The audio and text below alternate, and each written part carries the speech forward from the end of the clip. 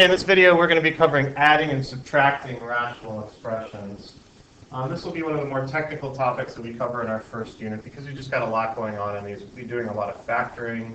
We're also going to have to make sure we get a common denominator. So anytime you're adding or subtracting fractions, you have to have a common denominator in order to combine them into a single fraction.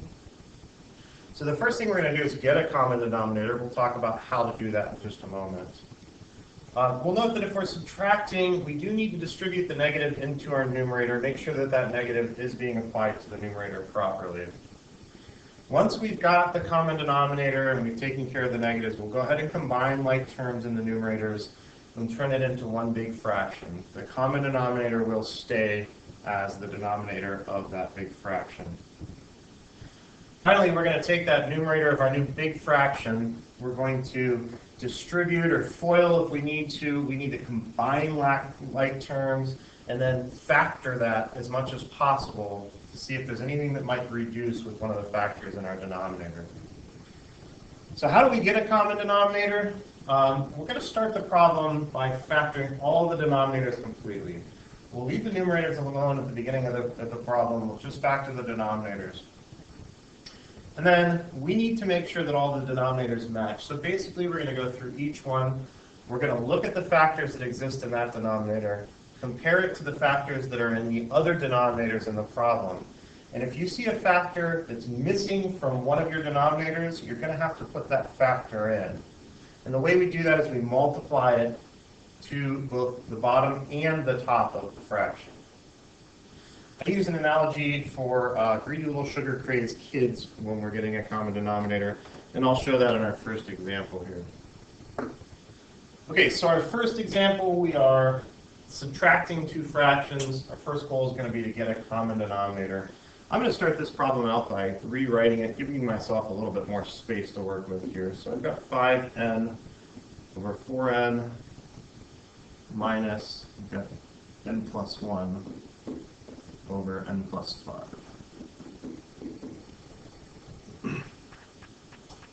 All right, so here's the greedy little sugar-crazed kids analogy. We walk into a room and we've got a couple kids, and the kids are the denominators. And the kids have been given some candy, but not necessarily in the best way. You know, when you give little kids candy, the best thing is to make sure that everybody's got exactly the same thing, because little kids have this sense of fairness that everybody should have the equal and same amount of everything. So if we walk in and we look at these kids, what are we going to see? I'm going to see a kid that's got a piece of 4 candy and a piece of n candy. He's got 2 factors there, and those factors are the candy that kid's holding. And another kid's just got a single factor, a single piece of candy, and it's an n plus 5. What would happen in this scenario if you're dealing with like 3, 4-year-old kids? Well, what I think would happen is that this kid here with the 4 and the n, even though he's got 2 pieces of candy, he's going to be looking at his neighbor with that piece of n plus 5 candy, and he's going to be thinking, man, I should have one of those n plus 5 candies too. This isn't fair. And the kid's going to start whining until we make sure that he's got what he wants. So how are we going to make sure he stops whining? We're not going to be able to just take away one of his pieces of candy. That thing about taking candy away from children. No, we're going to have to give this kid an n plus 5. Now the rule for fractions is if I multiply it in on the bottom, I got to do the same thing on the top.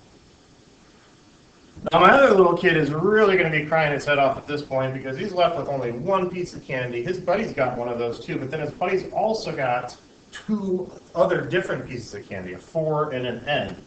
And this kid's going to whine his little head off until we provide him with the same amount and type of candy that the other one has. So we're going to have to find another piece of 4 candy, another piece of n candy. We're going to have to bring those and hand those to that kid as well. Now, of course, anything that we multiply on the bottom has to be multiplied on the top. Now, both kids have the exact same type of candy, the exact same amount of each of those types, so they should be quiet, at least until the sugar kicks in and they start bouncing off the walls. So that's my analogy for greedy little sugar-crazed kids.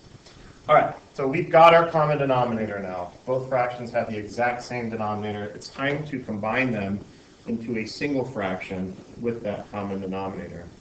Both of our fractions had a 4, had an n, and had an n plus 5.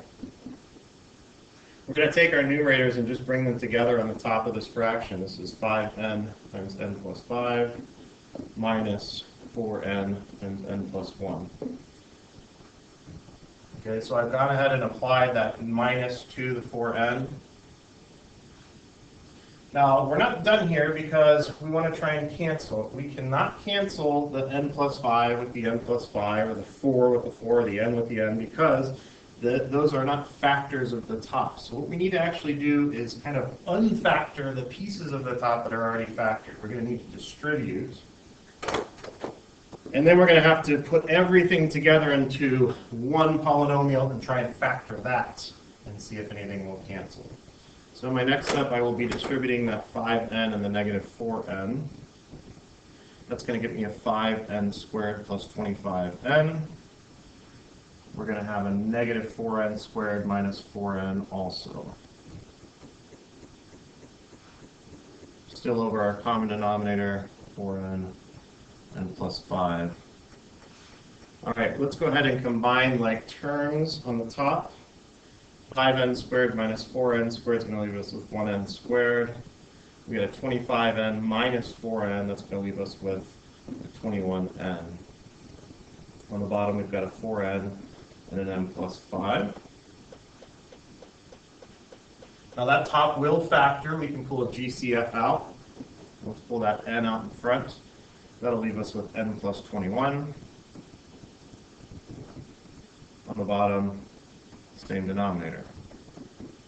All right, now that everything's completely factored on the top, factored on the bottom, we can go ahead and look to cancel. And the only thing I'm seeing that I can cancel here would be these n's.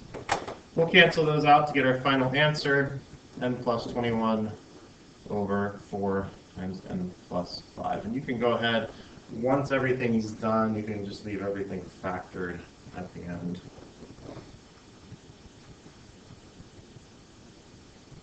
All right, let's look at one more example here. This time, we are adding two fractions together. And our first goal is going to be to factor our denominators. Now, this first denominator is already factored. It has a factor of 6 in x cubed. But my other denominator is not factored. There is a GCF, so I'll pull that out first.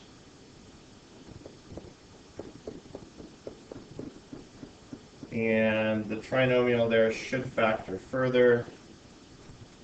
We're going to end up seeing an x minus 3 and an x minus 8. Now that one's completely factored as well. Let's go ahead and rewrite this in the factored version. Because of that subtraction, I'm putting a parenthesis around the numerator on the first fraction.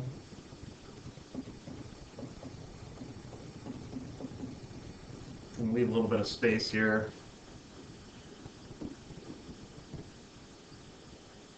Oops.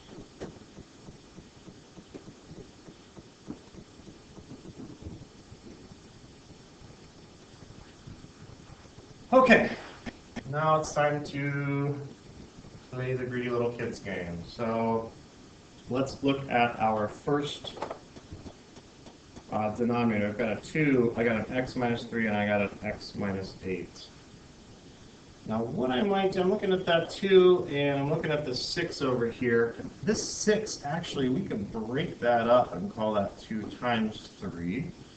Now if I didn't do that, I could still get the correct answer. This is just going to make things a little bit easier on us.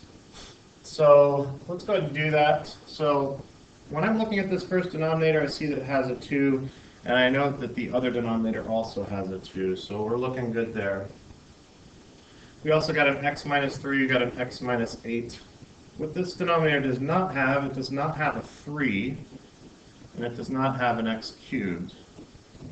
So I'm going to be bringing in a 3 and an x cubed in both the top and bottom of that fraction. Looking at my second denominator, I see that it has a 2. That matches the 2 from the first denominator. And it's got the 3 and the x cubed, same as the first denominator now. What it's missing, though, is an x minus 3 and an x minus 8. So we're going to need to bring that in both on the top and on the bottom.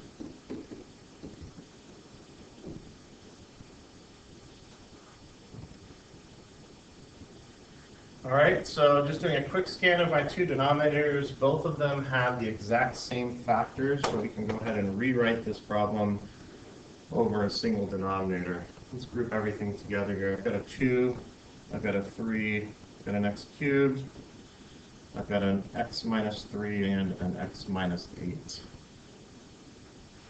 We'll go ahead and bring our numerators together. I'm going to put this 3x cubed up in front. We've got 7, x minus 3, x minus 8.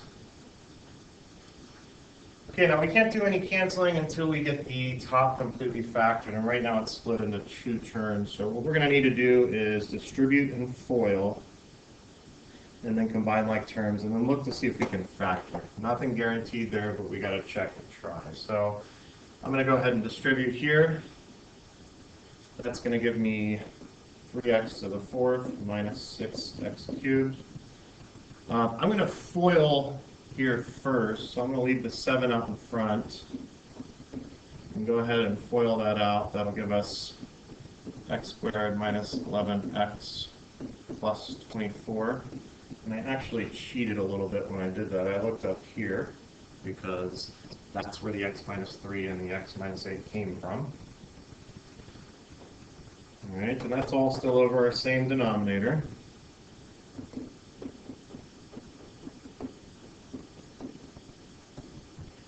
One more step to get rid of our parentheses up here. We do need to distribute that 7. So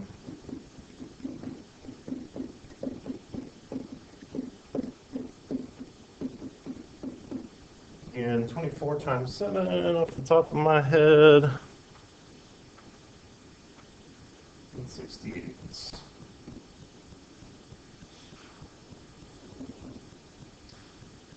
Right, so that's still all over our common denominator.